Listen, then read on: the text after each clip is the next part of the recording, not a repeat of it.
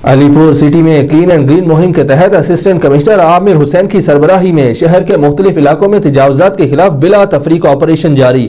बता रहे हैं आसिम इकराम। अलीपुर सिटी में क्लीन एंड ग्रीन मुहिम के तहत असिस्टेंट कमिश्नर अलीपुर आमिर हुसैन की सरबराही में शहर के मुख्तलिफ इलाकों में तजावुजात के खिलाफ बिला तफरीक ऑपरेशन जारी। एसी अलीपुर ने नाजायज तजावुजात, थड़े, छप्पर, बोर्ड गिरा दिए। तजावुजात ऑपरेशन में एसी अलीपुर के साथ डीएसपी नसरुल्लाह वड़ैच, वापडा एहलकार, ट्रैफिक पुलिस, एसएचओ थाना सिटी और पुलिस की भारी नफरी ने हिस्सा लिया। वज़ीर आला पंजाब के विजन के मुताबिक अलीपुर में तजावुजात के मुकम्मल खात्मे तक क्रैकडाउन जारी रहेगा।